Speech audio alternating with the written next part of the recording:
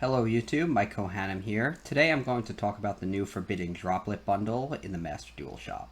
For those who don't know, these bundles are just about always the best thing you can possibly spend gems on in Master Duel because they come with an ultra rare card that is typically used in at least one competitive Master Duel deck, as well as 10 packs for 750 gems, which is already cheaper than 10 packs in the shop, which would ordinarily cost 1,000 gems.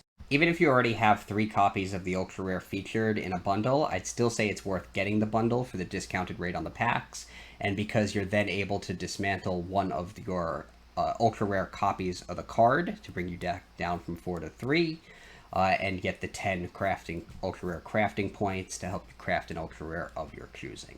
Note that although you cannot dismantle the ultra rare card that's included in the bundle, if you have other copies of it, you are able to dismantle those after acquiring the ultra rare from the bundle. Forbidden Droplet is a strong card, but I'll admit that its power may not be immediately obvious.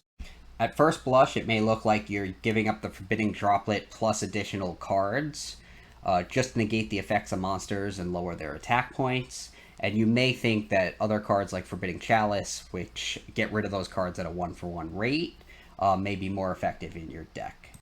However, there are a couple of subtleties to Forbidden Droplet that make it better in a lot of situations, which make it so powerful in a lot of different Master Duel decks. First off, if you activate a spell or a trap card and chain your own Forbidden Droplet, or even activate multiple spell and trap cards in chain and chain your Forbidden Droplet, you're able to send those cards to the graveyard to pay the cost of Forbidden Droplet, essentially negating the effects of your opponent's monsters without expending an additional card from your hand or your field. In addition, Forbidden Droplet can't be negated by cards of the same type of the ones that you send to the graveyard to pay the cost of activating it. So most frequently, you will send monster cards to the graveyard to negate the effects of monsters that are then unable to negate your Forbidden Droplet.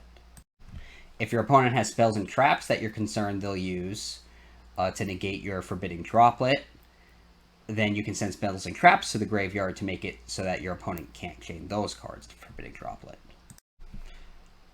Because players most frequently send monsters to the graveyard with Forbidden Droplet to make sure that an opponent's monster effect can't be chained to it, it's caused a lot of really cool interactions in the Yu-Gi-Oh! Trading card game where people have used tech cards like Blizzard, which is a spell card, to negate Forbidden Droplet, anticipating that the activator of Forbidden Droplet is unlikely to send a spell card to the graveyard when they activate it.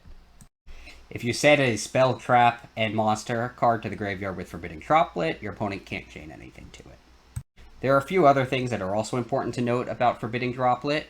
The first of those things is that because it modifies the attack points of an opponent's monster, it can be used in the damage step, which is helpful for winning a battle or negating an opponent's monster effect at virtually any time. In addition, Forbidden Droplet does not target your opponent's monsters, so it can affect monsters that cannot be targeted, and also allows you to choose the monsters whose effects you want to negate at the resolution of Forbidden Droplet.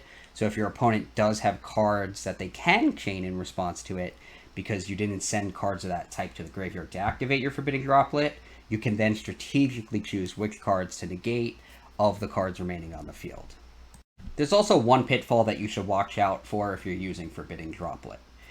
If your opponent doesn't have the number of monsters on the field whose effects you're going to negate with the Forbidden Droplet, Forbidden Droplet will resolve without effect, and you won't be able to negate any monster effects on the field or have any of their attack points.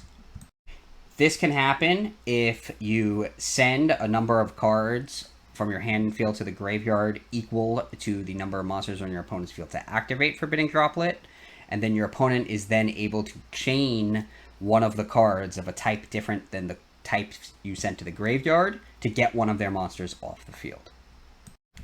Forbidden Droplet can negate full fields of monsters that can otherwise stop you from using your card effects, like Baron de Fleur, Barrelode Savage Dragon, and Appaloosa, Bow of the Goddess. Since Forbidden Droplet can stop even an opponent's best opening field, it's found its place in a lot of competitive Master Duel decks. In addition, if you're using a lot of card effects that activate in the graveyard, sending cards to the graveyard with Forbidden Droplet may not be that hefty of a cost. So those are all of the reasons why Forbidden Droplet is used in competitive decks, why it's so powerful against some of the most competitive decks, and with that, I'm going to get the Forbidden Droplet bundle. Here we go. So it's only 750 gems, super rare guaranteed, and I get 10 packs. Okay, I got Silent Honor Arc. So I actually did get one ultra rare, but in addition to that one ultra rare I did get Forbidden Droplet, obviously, which alone I believe is worth the 750 gems that the bundle cost. So that's pretty much everything you need to know about Forbidden Droplet. In many instances, it does work a little like Dark Ruler No More, except does require you to send cards to the graveyard to use it. But you are thereafter allowed to inflict battle damage to your opponent, so it's a trade-off. It being a quick play spell card gives it a little more versatility, since you can also use it during your opponent's turn, and modifying the attack points of an opponent's monster makes it easier for you to destroy in battle as well, so it does have its advantages. If you do want to use Forbidden Droplet in your deck, the easiest way to get it now is in that bundle which was released today, which I do recommend.